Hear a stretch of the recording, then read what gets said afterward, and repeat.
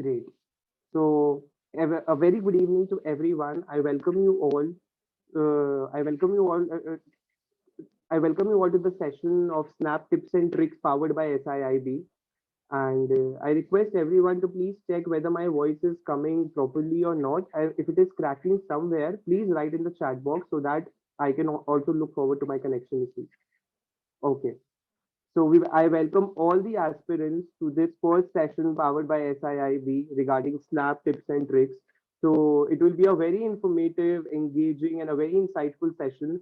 And I request all of you to please clear all your doubts, concept clarity, all your questions regarding doubts, all the problems that you must be facing while preparing for Snap in this session. So in order to be for this session to be more informative and more engaging, today we have with us SIIB Deputy Director Dr. Prakash Rao sir. So now I would like to request our Deputy Director sir to kindly share the valuable words and about SIIB, about the MBA experience that the students will be facing, and how their learning curve will go upward and higher when join SIIB. So I request sir to please to kindly share a few words to all our upcoming aspirants and upcoming students. Thank you, Vineet, and I hope I'm audible. If you can yes, sir, you are perfectly audible, sir. Okay, great. So, very warm welcome to all the aspirants for the SNAP session this year, and also eventually admission to the Symbiosis Institute of International Business, because the SNAP is your first step towards seeking admission to this business school. And so therefore, I think I would like to try and share with you a very brief overview of what SIIB is all about. So SIIB is a 30-year-old business and management school. We started off as a management school in the year 1992. So we were not called SIIB then, we were called the Symbiosis Institute of Foreign Trade. But given the fact that today globalization is such an important word, we have rephrased our terminology to suit the international connection, which is why we are called Symbiosis International Institute of International Business today. So that is the first thing that I would like to share, that we have a rich legacy of 30 years of producing management graduates across different disciplines. And today we have a very strong alumni base of alumni spread across the world. More than 4,000 alumni who are working in very senior positions. That is the strength of this institute that I'm talking about. So what is this institute all about? So just to give you an idea, as I said, we started off in the year 1992, and today we exist in Pune. We are part of the constituent of Symbiosis International University. So we have an exclusive building to ourselves, academic block. And we have been conducting all our teaching, research, and a whole host of other activities through our institute campus at Injawadi in Pune. So for those who are probably new to Pune or probably haven't seen this, do check out the website where you will get a lot of information on where SIIB is. And I'm sure you would have probably seen that as well prior to coming on to this session. So basically, what is SIIB all about? So let me just share with you about 4 or 5 important areas that we are quite proud of what we are doing. One is, of course, the very word international. So a lot of people often ask us as to what is international about this institute. So yes, international business is a globalized curriculum. And at SIIB, we have internationalization as one very important pillar of our goals for the institute. To be very frank, this internationalization is reflected in our curriculum. So when you actually look at the curriculum, you will actually realize that a lot of content is focused primarily on what is happening, not just in India, but also outside India as well. That is the strength that we bring to the table compared to maybe other institutes as well. Second, we strongly believe in ethical and value-based learning. Now, ethics and character building is something that SIIB has been always very strong on. So we conduct a lot of workshops for students. We have a very focused mentoring program, which means that every student who comes and joins this institute is allocated a faculty mentor, which means your journey of 2 years at this institute for an MBA program becomes a wholesome experience. So it's not about trying to say that yes, you're just a student, but you're just more than a student, as faculty mentors will provide you with a lot of mentoring across your 2 years, not only for your academics, but also in terms of trying to understand your skill sets, what are your strengths, what are your weaknesses, and trying to ensure that you actually come out a very complete person after 2 years of your postgraduate program. The other factor that we also feel very concerned is about health and wellness. So I'm just trying to share with you what we are really doing. We do a lot of health and wellness based activities at the campus. Then, because we are an international business institute, our global competencies, we believe we would like to share with a lot of global competencies with the students. This can come in the form of live projects, global certifications, curriculum, as I already explained. So students actually get to know what is really happening elsewhere. And then, of course, knowledge generation and dissemination in the form of a lot of seminars, activities are also taken up by our faculty members specifically for students. And some of them are very, very industry oriented as well. So, uh, to just give you a little glimpse of achievements, we have been rated the 22nd best B school in India by the week, and also the 10th top B school by in the non-government category last year. This is data for last year. And also from Business Today, we have been rated very highly in terms of the 40th best B school, and also in Pune, the third top B school. So in that sense, SIIB ranks very high in terms of its achievements, academics, and in terms of other factors as well. So we have three programs that I would like to share with you all for all aspirants who would like to seek admission to SIIB. Our flagship program is the MBA in International Business. Now, this is a program which has been there for the, as I said, since the institute was formed in 1992. So this is 30-year-old program, the MBA in International Business. It is the biggest program where we have an intake of 120 students, and we also give specializations to students in the form of business specializations related to marketing, finance, supply chain management, and human resources. So these are four clear specializations that we offer to students, and we would also students often choose depending on their interest areas, and then go on to complete their MBA in international business. The second program that aspirants might be interested in is the MBA in agribusiness, which we started off in the year 2004. So we are now 18 years into this program, which has a sanctioned intake of 60 students. This program also has been doing very well because it's a very niche sector. I would say it's a very specific sector of agriculture business, given the fact that agriculture is a very important part of the economy today, not just in India, but globally as well. There are global issues related to food security and other aspects of nutrition. So agribusiness is a very popular program at SIIB for almost now 18 years now. And a third program was started off in the year 2009, which is the MBA in Energy and Environment, which has an intake of 30 students. It's a small program, again, a very specific program, which talks about why the energy business is becoming important today.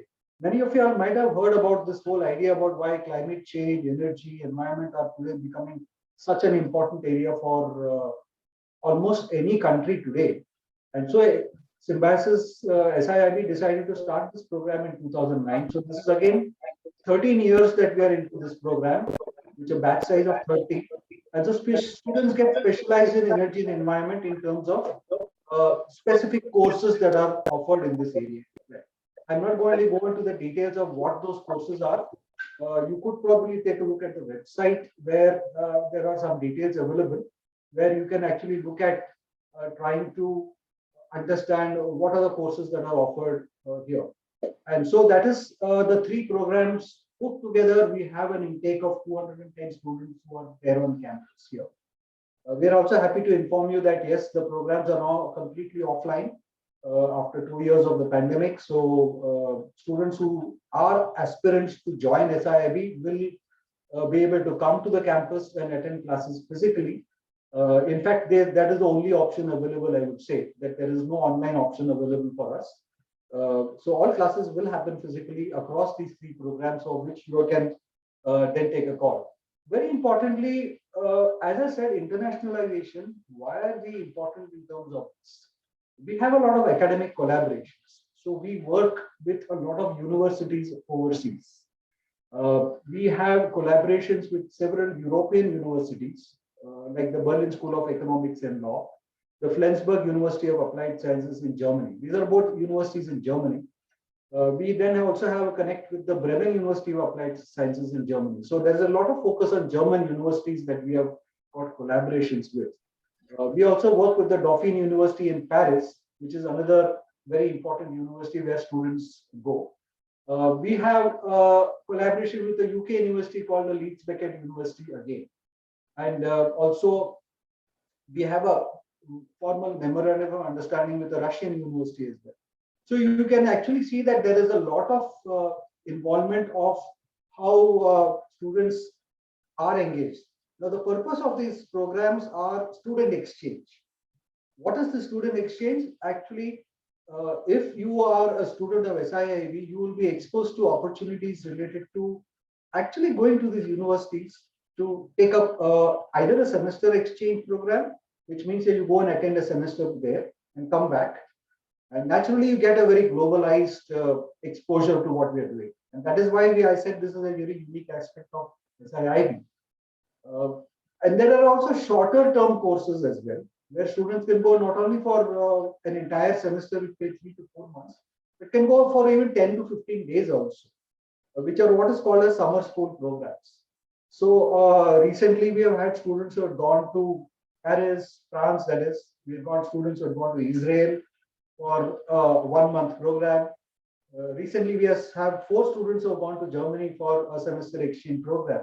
So you can actually see how students actually get global exposure in terms of what they're doing. The advantage that we do is because of this tie-up with these universities, students don't miss out on their curriculum here. The curriculum is also mapped with those universities to ensure that students who qualify to get admission in these universities after coming to SIIB will obviously not miss out anything in terms of the learning process, as I would say. So the learning process remains the same. In fact, actually, it gets even better when the faculties in the German universities or the universities in Paris or in Israel give them a lot of field experiences or industry-based exposure here. So that is something very unique that we would like to offer here for all aspirants. Uh, and I also said that the university or the institute also offers a lot of certifications, rather guidance towards certifications. So during your journey of 2 years here, be it MBA in international business or agribusiness or the MBA in energy and environment, you will be exposed to a lot of certifications, some which we will facilitate and some we will request students to actually go and opt for as part of their learning process. So there is a lot of academic rigor that is available on the campus. Just to add a little bit here, it's not about only academics that students are exposed to, which is obviously one important area for all students to note that MBA requires a very, very high level of rigor. So those who have probably passed your undergraduate and are aspiring to seek admission to this institute must also understand that MBA levels are much higher. Of course, the results are very helpful. You do learn a lot. The kind of exposure you get from faculty members, both in-house faculty, as well as a lot of faculty who come from the industry and teachers as well. So we have a mix of both qualified, very strong in-house expertise, as well as a series of industry faculty who come with more than about 15, 20 years of experience. So they bring in all their rich experience to come and teach students on campus in terms of sharing what exactly has been the industry focus. So for us, it is a given that SIIB needs to provide this very good education, quality education to students. And therefore, our mix of qualified in-house faculty as well as industry experts makes it a wonderful experience for all students. Additionally, as I said, we also have faculty exchange programs, which there are faculty who go abroad every year to conduct seminars at other universities as well. And that also helps us to sometimes have collaborative projects where students are involved. I had mentioned to your live projects as significantly something that we are doing for all our students.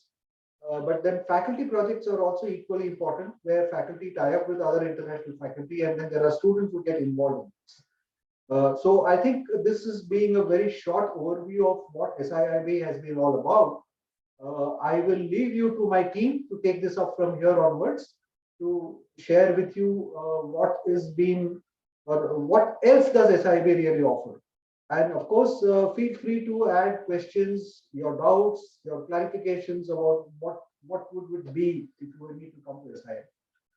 So let me take this opportunity to thank Vineet. Thank you for giving me this chance and opportunity. I think this is, I'm sure the It's a aspirants pleasure. have a lot of questions going ahead. Thank you, Vineet.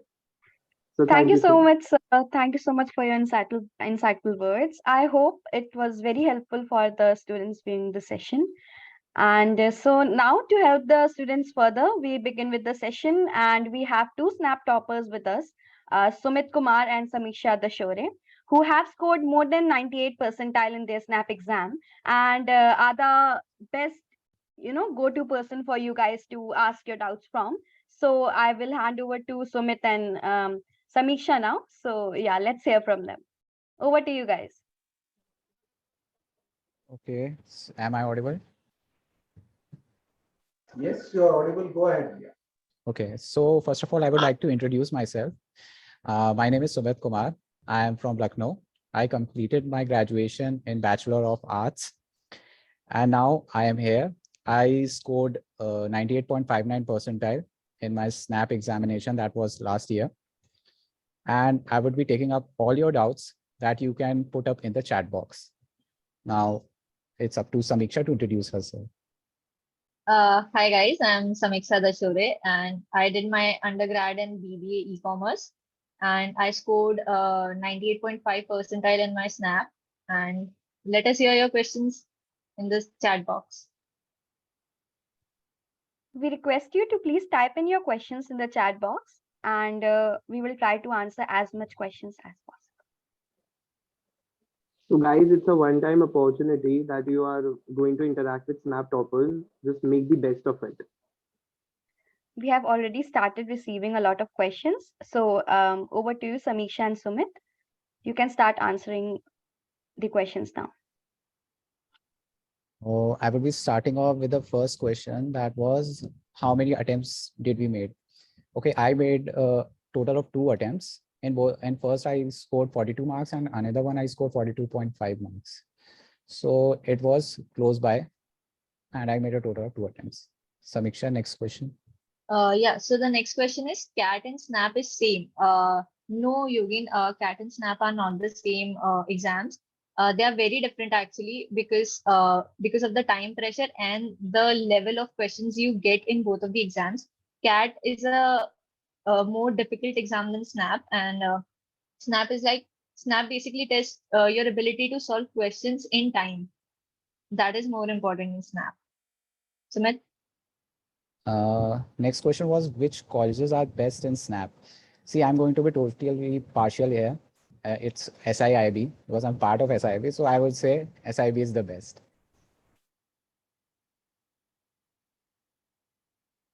Next question is, what were your marks? I scored 42 marks out of 60. Oh, I will be taking up this one. How should we prepare for quants? See, for quants, it's a 1 hour examination. So you should be learning a lot of short tricks. For that, you can refer to YouTube videos. They will be giving a lot of short tricks for the questions. Like I myself went through a lot of YouTube videos, like studying for the short tricks, because short tricks will come handy in the quants, and you have to be very regular in quants. Like you have to devote around 3 to 4 hours to quants each day during your preparations. That's it. Question. Next is, what is the admission process? So the first is the SNAP test that you will take, and after that, when you clear the test, there would be a GEPI process where you were supposed to take a writing ability test, and after that you would be selected for GEPI process where there would be a group discussion and a personal interview, and after clearing that, you will be in your dream college. For this question, that is, what is the strategy for the preparation? I would say go through the last year's papers, like 5 to 10 years papers, go through them thoroughly and do a lot of mocks. I myself gave a lot of mocks before the examination. I think I gave around 10 mocks before the examination. And like I said before, be prepared with the short tricks. It would come handy in the examination. Okay, so next is currently my mock scores are fluctuating, difficult level comparative to mocks. See, about the mock scores fluctuating, it's okay if they're fluctuating right now. You don't deter from your preparation because my scores were also fluctuating. You keep practicing your speed and the accuracy, and that will be enough. Somebody wrote a question that is a gap year of 2 years without work experience okay? I would like to say I myself have had 2 years gap because I was at that time preparing for the NDA. So it is going to be okay. No major issue. Next is most important topics for SNAP. Most important topic, SNAP mostly in the quant section, SNAP covers a lot of arithmetic over algebra. So in the quants, it's arithmetic, but in language, it is more of synonyms and reading comprehension is should be a less, I won't say less focus, but more focus on the vocabulary part of the language. Next question is about the time management. That since SNAP is a very time intensive test, I would say for that you have to practice a lot of mocks, a lot of mocks. That will give you the rhythm during the examinations. So that's it for this question. Next is what's your strategy? So when I was practicing for SNAP, my strategy was only that I have to solve 60 questions in 60 minutes. So because I had learned all the concepts, so that wasn't an issue. The only issue was I wasn't that fast in solving those questions. So what I did was first of all, I gave as many marks as I can to test my time. And when I was solving the sums, I kept a timer in front of me to just map how much time I'm taking for a particular question and a particular topic, and then improve on that. Next one is give tips on how to increase the SNAP scores. So in order to increase the SNAP score, like I said before, that you have to go through the previous year question paper, look at the questions that are being asked in the SNAP examinations. There has to be some kind of pattern. You have to understand that pattern and prepare accordingly. And for increasing your speed, that is very, very necessary for the SNAP examination. You have to do a lot of mocks. So that would be my strategy. Uh, Again, for what all the topics should I do to increase my score in QA is again a lot of arithmetic, and then again test your speed while solving those questions.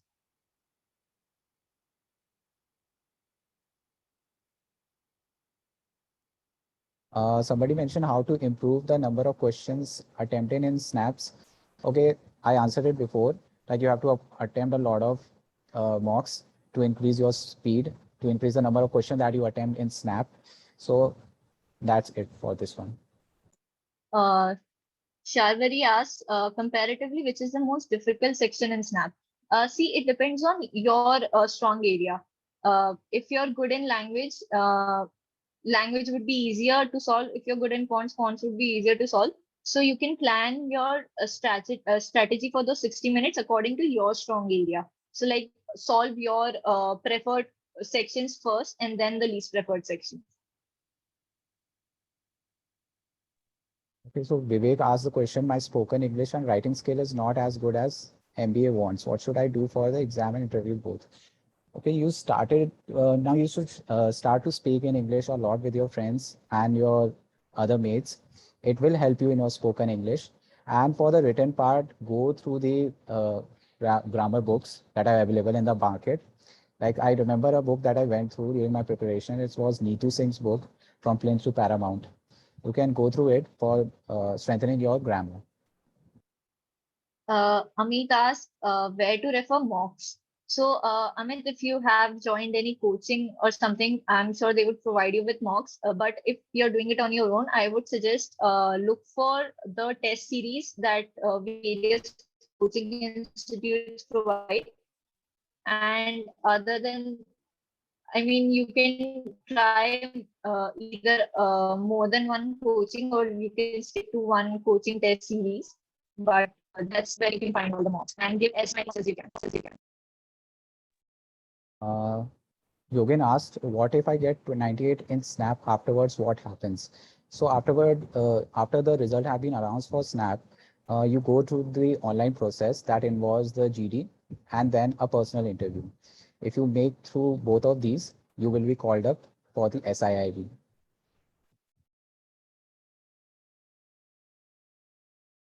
Ashmita asks, this year we are allowed to give 3 attempts, but if you are asked to give 2 attempts, which 2 slots would you choose?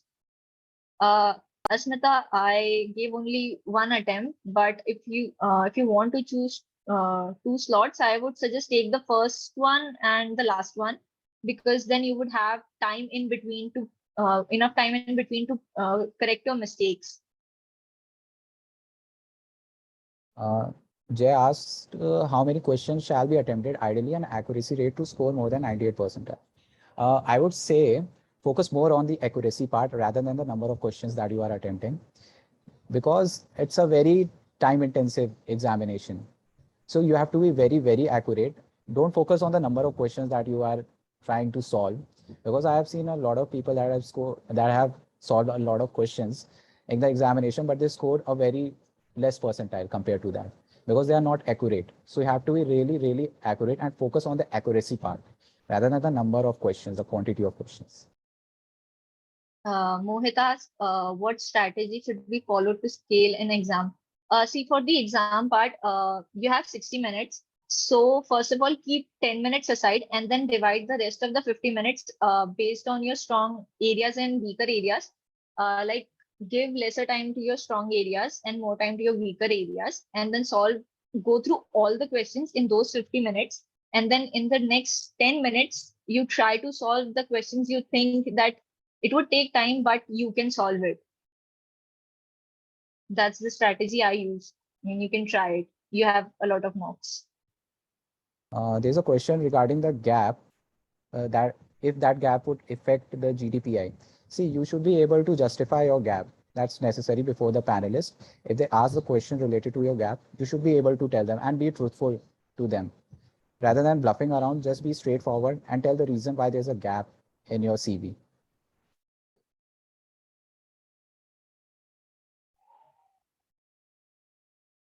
Do vocabulary play an important role in SNAP? Yes, it does. Because in BARC, reading comprehension is less than the vocabulary questions. SNAP asks a lot of vocabulary questions, so be prepared and focus a lot on learning new words and their meanings. There's another question regarding the gap. So I would say the same.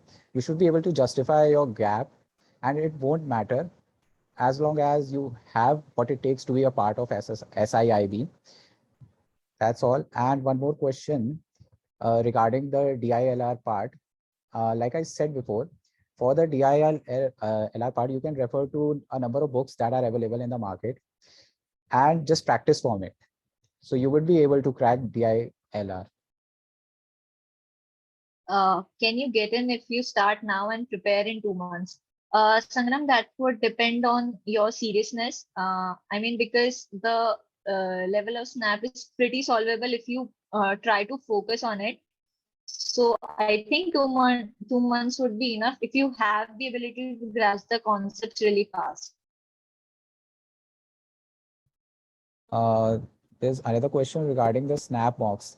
So you can get Snap mocks on the online platforms. Like I remember, I studied from Byju's and CrackView for the Snap mock test. So you can refer to the same. Uh, for coaching institute mocks, I studied from Time and IMS. So you can try those. And I also tried the Krakow free mock.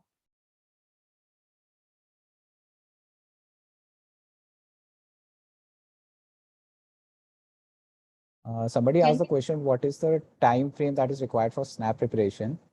There's no particular time frame for snap preparations. As long as you are dedicated to what you are doing, there's no particular time frame. Like you can crack the snap even if you prepare for like 15 days. But during that 15 days, you have to be really very dedicated and work really very hard for cracking the snap examinations. someone is asking for GD topics. See, GD topics can differ, would be based on the panelists, what they want. But before the GD, I would suggest prepare for the test. Once you've given the test, you can start preparing for the GD then. And yes, having the current affair knowledge would be really helpful. But the topics can be from other domains also. Like my GD topic was the restrictions on OTT platform. Okay, so Piyush asked a question, any specific channel on YouTube that I would recommend for quant short tricks? I would say there's a channel named Gagan Pratap. He gives basically maths tutorials. So he has a lot of short tricks, and I remember his books has been published in the market. So if you don't want to go through the channel, there's also a book of Gagan Pratap for the short tricks. And that would come very, very handy during your snap preparation. It will manage your time so well. Himanshu says my grad score is not good. See, if you're clearing the eligibility, that much grad score is also enough. If you can convince the panelists that why you're good for this particular B school. The interviews are subjective, and it solely depends on you and your knowledge that you are able to present in the interviews. So Prachi asked a question, where can we get access to past year's papers? So there is a book in Flipkart where you can get the past year papers. There's a compilation of that book. So you can just order it from Flipkart and study from it.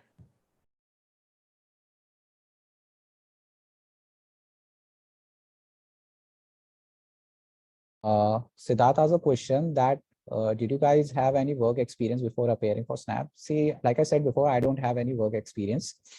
And similarly, that is the case for Samiksha as well. We both are freshers here. And how much did you score in your CAT examinations? So in my CAT examination, I scored 96 percentile. And so that's it.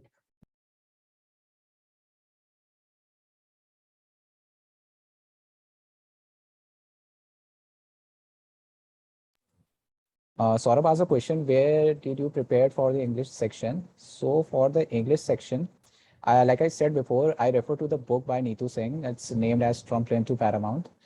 It would be very helpful for your vocabulary as well as for your grammar part.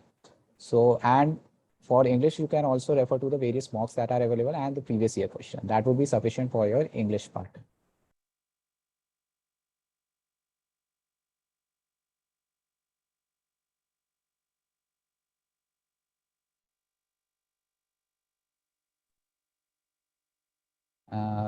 Another question is, which coaching institute snap mocks would you suggest?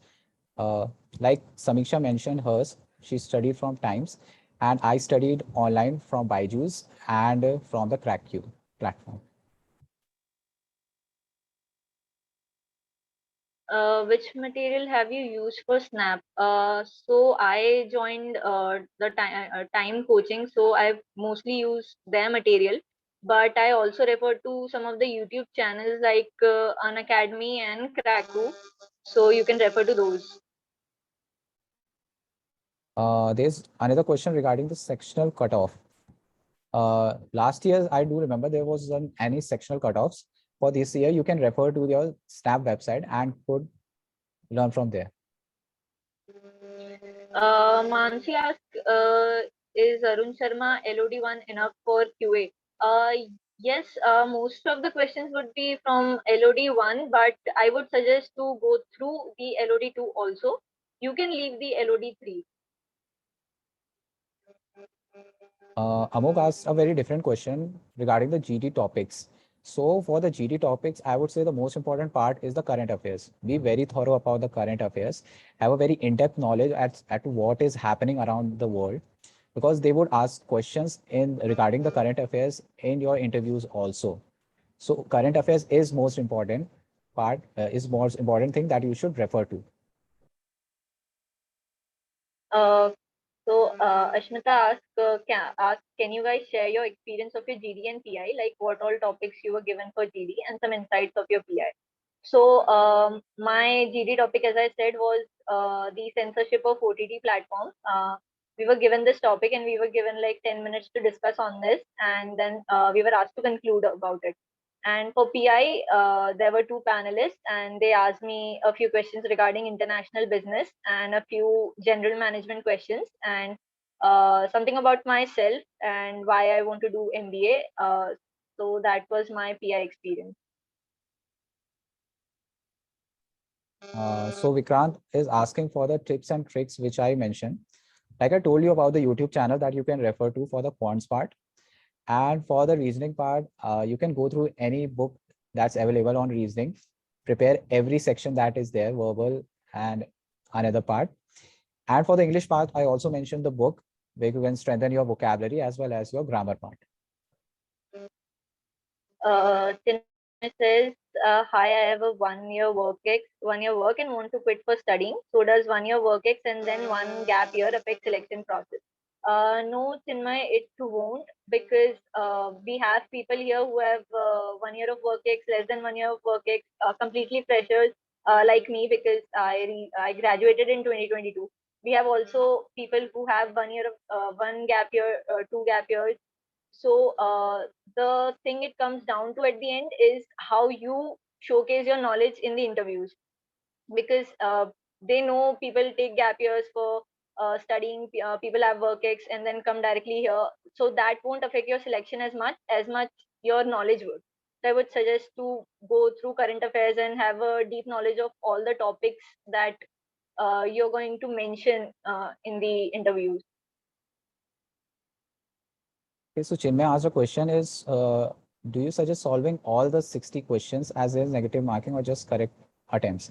See, if you don't know the answer to all the 60 questions and you are attempting it, that would be really very stupid. I'm going to be totally straightforward here.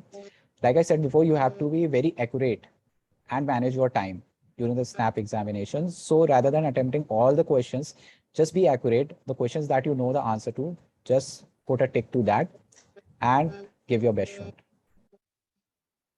Aditya says, can you please repeat your books for font English and LR?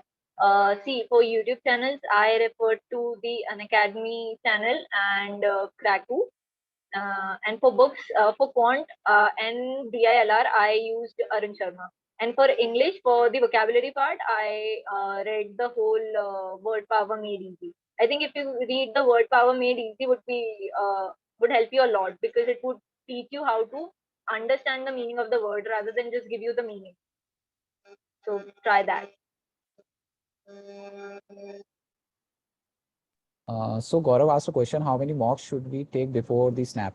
See, you should take as much as mocks as you should, that, because it is going to increase your accuracy, like which I mentioned is the most important part of the snap examination. So attempt as much as you can. I would suggest at least 10 before the examination. That would be the least that you could do in terms of mocks. Uh, Says, I am constantly scoring 2025 only in mocks. How do I improve my score? Chinmay, I would suggest you go through all the mocks that you have given and try to analyze what are your weaker sections.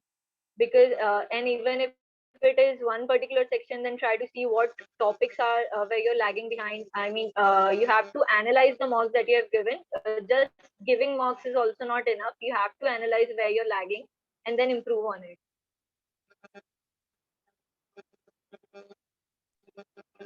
So there's a next question. How should I attempt the quant section? I only understand the arithmetic questions. See, if you are good in another section and you are lacking in quants, you can make up for it. So, but at the same time, I would say the quant is very important part of the SNAP examination. So if you are only good at arithmetic, that would not be good enough. I think you should expand your horizon and be good at other parts by working very hard for it. So that's it.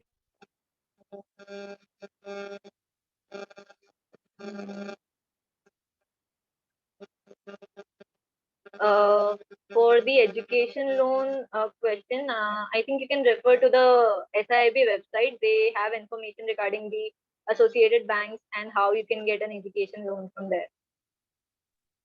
Abhishek asked the question regarding the 10th and 12th marks. See, 10th and 12th marks matter everywhere. But at the same time, if you have any extra co-curricular activities that you were indulged in, it would also enhance your CV. It's not just all about the marks. It is also about the other things that you were involved in. So if you are good in another things, 10th and 12th marks wouldn't matter a lot. Is it okay if we are not from a math background for QA? Yes, Shruti, it is okay if you're not from a math background, because it's basically math till 10th class. It's that level of mathematics and the topics. So I think you can easily prepare for it. Regarding that question, I myself was not from the maths background. I completed my graduation in arts. So being from a maths background is not necessary for making it to the snap rounds. I have below 60% marks in 12th standard. Will this affect my selection process? As I said, Siddhant, in the interview process, so they can see that marks are not always the indicator of your knowledge. Just show them how capable you are of joining this college.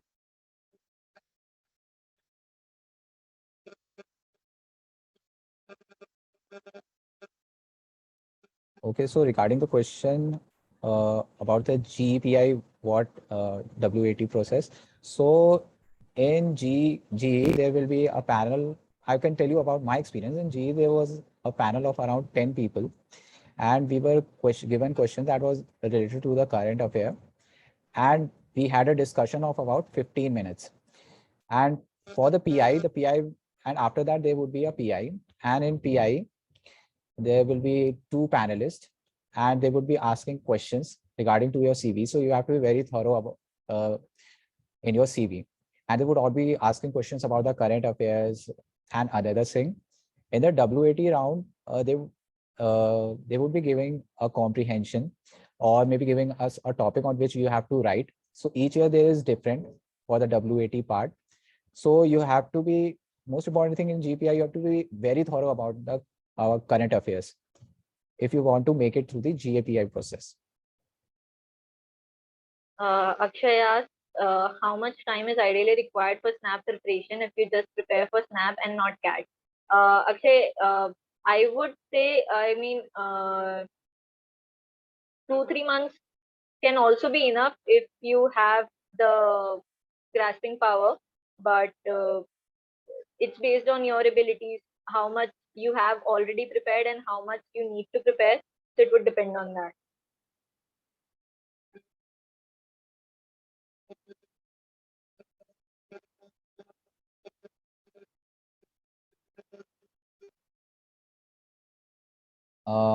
Abhishek asked a question, is there any weightage for the 10th and 12th marks? Like I mentioned before, there's no weightage as such. But if you have a very good academics, it creates a very good impression on the panelists. But at the same time, if you are indulged in any co-curricular activities, that would also create a very good impression. So 10th and 12th doesn't matter a lot. I would say. What type of LOD questions need to prepare? I think LOD 1 and LOD 2 would be enough to prepare for SNAP. You can get all varieties of questions there, and according to the SNAP level of difficulty. Amog asked a question, what are your view on the CrackU mock paper currently I purchase? See, I myself study from the same mock that is given by the CrackU. So it's a very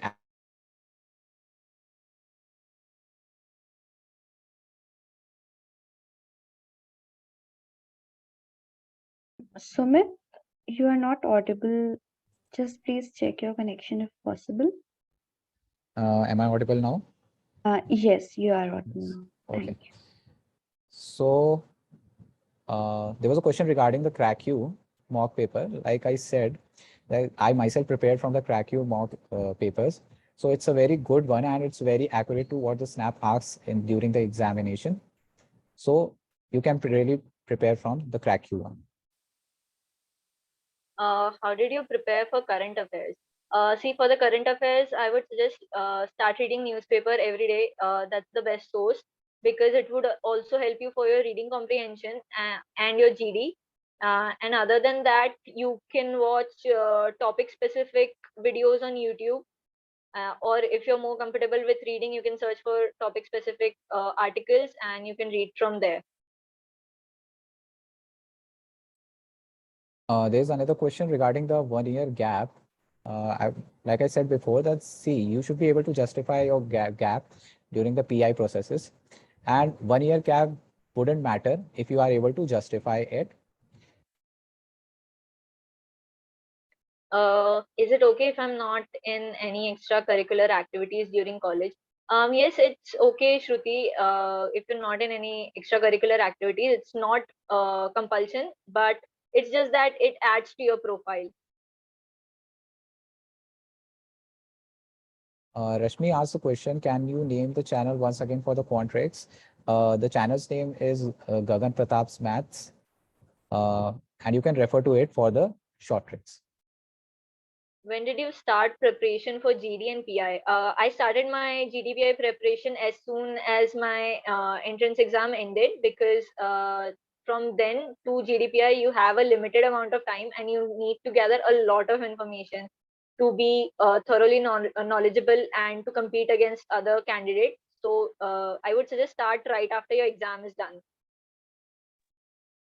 So Aditya is asking the question regarding the YouTube or books for Quant, English and LR. Like I mentioned about the YouTube just before this question. And for the books, I mentioned that it's Plane to Paramount from Neetu Singh for the English, where you can strengthen your vocabulary as well as your grammar. For the LR, you can buy any book and just prepare a lot.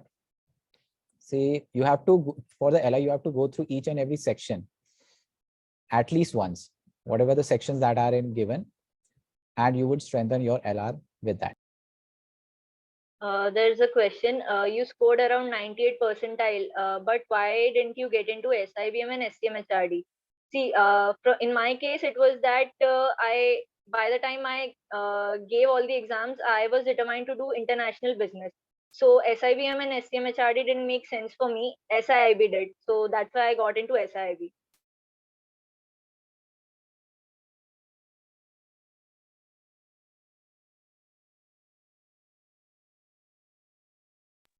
So Nidhi asked a question, what do you suggest we improve our GK? For the GK part, you have to be very thorough with your newspapers that you read. And also at the same time, for the GK part also, you can go through any YouTube channels, like they prepare compilation monthly wise, and just read, just watch the video, make your notes from that, and you will be able to strengthen your GK. Major subtopics in LR and Quant. For LR, I would say the arrangement questions are a major topic, and for Quants, it's mostly arithmetic, and yeah, I think that's it. Okay, hi guys, sorry for the interruption, but we are running short of time. So we'll try to answer 10 to 15 last few more questions. So, and after that we can wind it up. So let's take some of the questions which are new and which have not been repeated before. So yeah, just go ahead, Samisha and Sumit. Yeah, guys, send us new question. I can see most of the questions are repeated. Guys, if you have any of your queries, you can just retype your question to get them answered, because we have received a lot of questions. So there is a chance that your question got mixed up in those previous questions. So in case you want your question answered, please retype the question in the chat box. Okay, so there's a question from Akshay regarding the finance specialization. See, I and Samiksha both are from the finance specialization, and it's really, really good in SIIB. We have a very excellent faculty here, and you would love the way they teach us. So for finance, I would say SIIB is really excellent. Also, for finance specialization, you don't just get the domestic finance, you also get into insights of how you can link finance with international trade.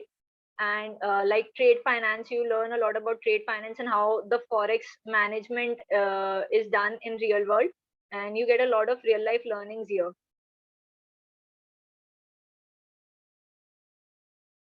Abhishek asked a question. I have worked in my family business and in NGO for 3 years, but I don't have any certificate. How to justify?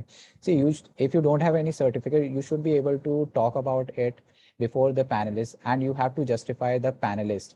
See, it's the panelist that matters. So you should be able to justify it to them, even if you don't have any certificate.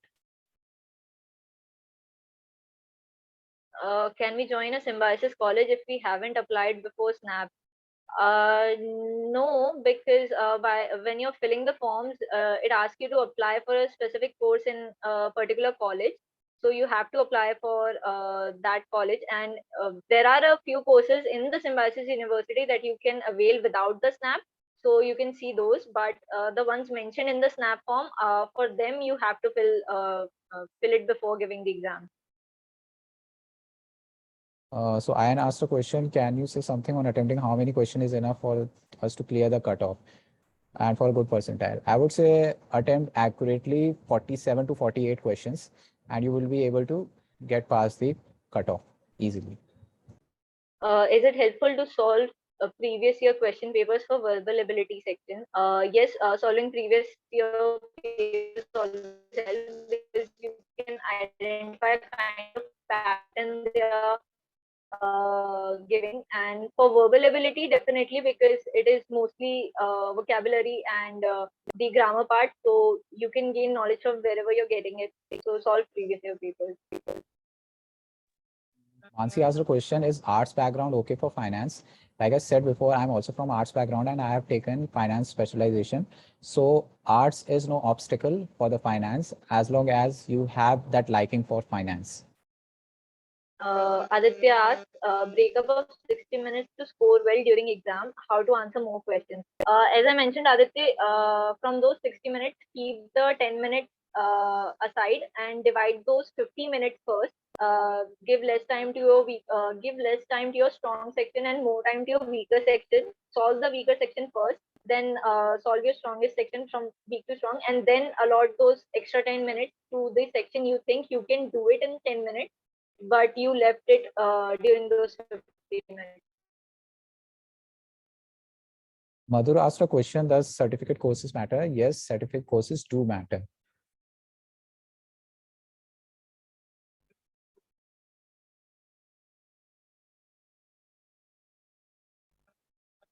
Samiksha, please take one question on the agribusiness part as well. Many questions are being asked about the same. Oh, okay. Do you have any idea on MBA of Agribusiness Management at SIIB? So, yeah, MBA of Agribusiness at SIIB is a really good course. It gives you a overall perspective on the agribusiness and also how you can, again, because it's a Symbiosis Institute of International Business, it also links how the agribusiness here can be linked with the opportunities you can get for globalization. So it's a double advantage for agribusiness people, and they learn some certain specific agri courses along with certain courses of international business that we of students of international business also study. So it's a double advantage for them.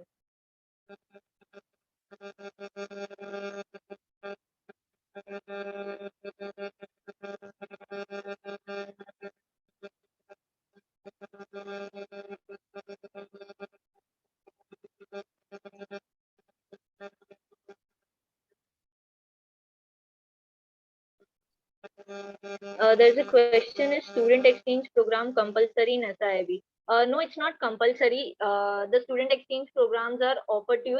You'll be informed beforehand about the upcoming exchange programs, and then you can apply for them. The interested students can apply. Like currently, we were informed about the student exchange programs in Germany and France and UK, and the interested students applied for that, and then selection would be based on an interview.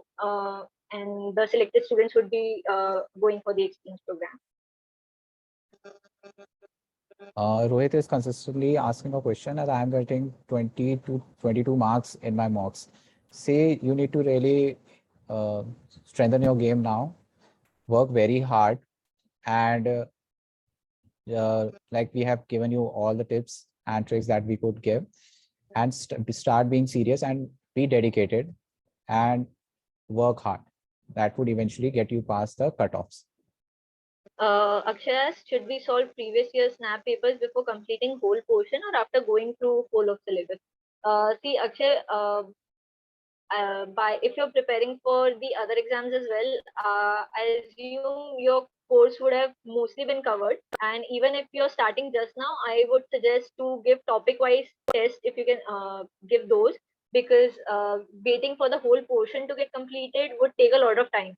So I would suggest go through it simultaneously and analyze, especially not just solving papers, analyze where you're lagging behind, and you can improve your strategy based on that.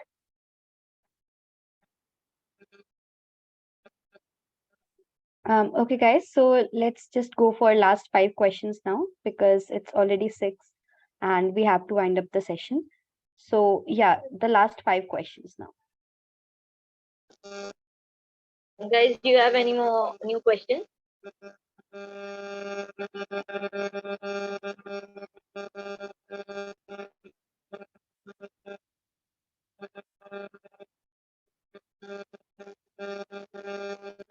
So Omkar is asking a question: is GPI process conducted online or offline?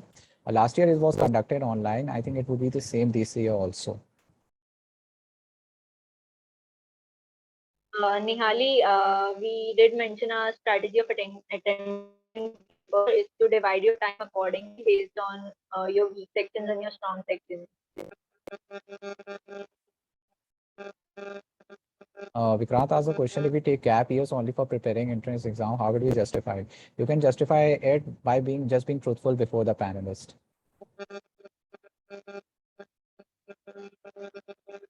How much marks needed to clear a cutoff for reserve and general category?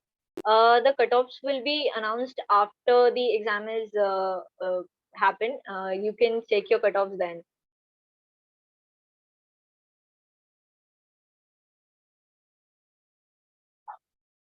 Ayan asked a question: what is the minimum and maximum percentile required for SIIB? There's no maximum percentile required, and for the minimum, it changes each and every year. So it depends on number of applications that have been applied to the SIIB, and that's it.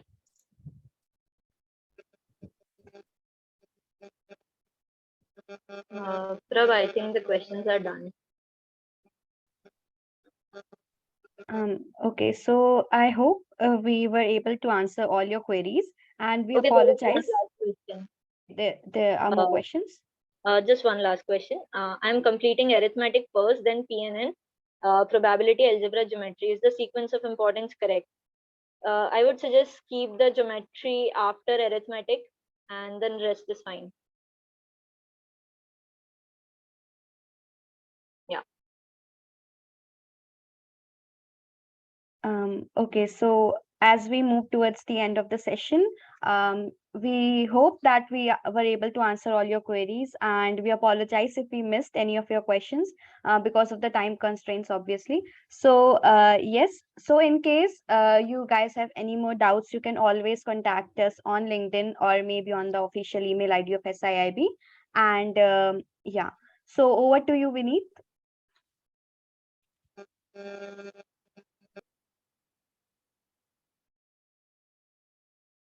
I hope this session was insightful for you guys. And if you liked it, please do let us know in the chat box. Anytime, Prachi. We are always there to help you guys out.